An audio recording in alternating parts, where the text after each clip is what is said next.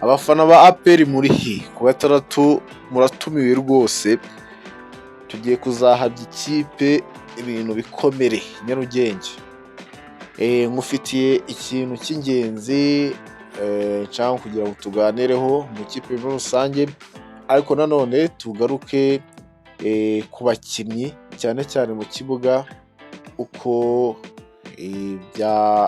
twabipanga natwe ku bwacu, tugatangira tukareba ese weakness dufite ni iyihe, ni ibihe bisubizo dufite byadufasha Azamu nabonye ari ekipe ntari ya danje ugereranyije n'ukuntu bayogezaga hariya muri Tanzania.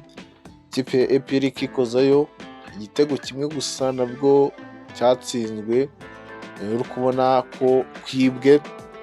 Abantu twe turiyo murabizi neza, ntabwo ndibuze kubyitsaho cyane, ibyo byararangiye. kandi ikipe APR yo mu mboni hano i Kigali ho igomba gukora akantu i Nyarugenge ntabyo uzi. Ni nyamukandagira mu kibuga, ikibuga gikota imitutu.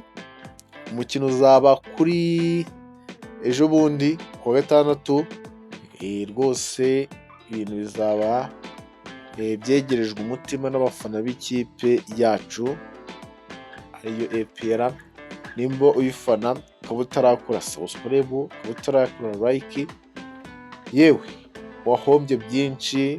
Makuru abagezweho na motivation ku bafana ibikenewe, ubundi tugashyigikira ikipe yacu ukomeza igahangana muri operasiyo zitandukanye. Turaza kugaruka ibigendanye no muri 11, ninde wabanzamo, n'ibihe bisubizo ikipe APR ifite option nyinshi.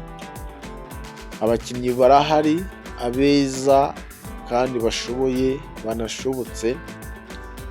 Ubuyobozi turabufite butwitayeho, buduha kira kitu cyose, ndetse dufite amahirwe ko umukino ugiye kubera in Rwanda. Means that turi abanyamahirwe mu buryo bukomeye. Akaba ariyo mpamvu nibura duha icyizere cy'uko amatsinda rwose kuyajyamo nta ruko wenda twaba dusunitswe n'ikintu runaka, cyangwa twaba twabikoreye, kuko ubwo bushobozi turabufite.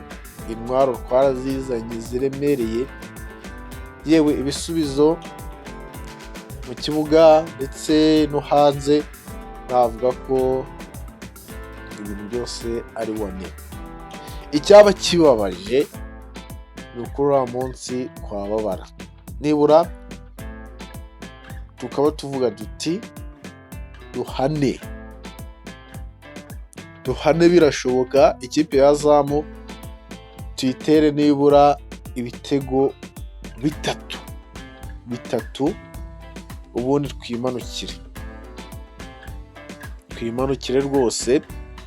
Mwabonye ikipe APR nubwo itaramenyerana neza ko irimo ibikoko ibikura mwota, ariko nkasaba umutoza nimba namwe tubyemerekanyaho ko yazatubabarira, noneho muri 11 akabanzamo nibura muri option ya mbere Victor Mbawoma.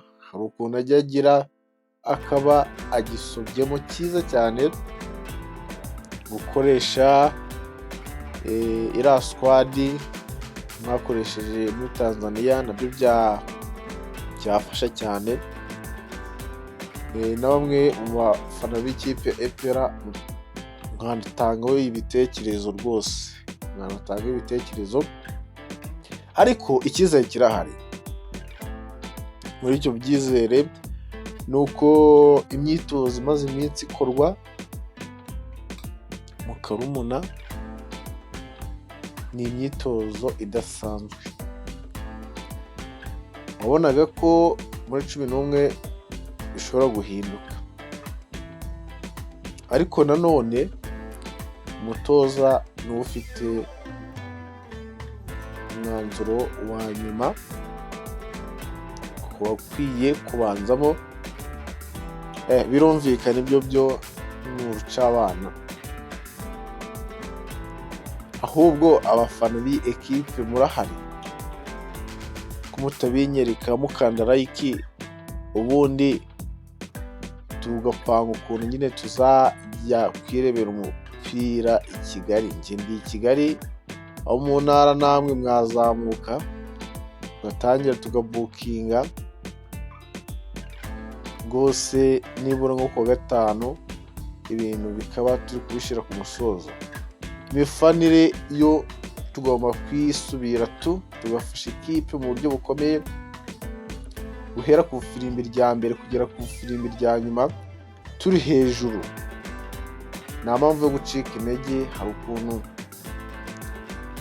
mu gihe ikipe itaratsinda ubona abafana bakonje, uvuza ingoma, cyangwa byaba ngombwa ko ikipe yacu ikora nk'ikosa ugasanga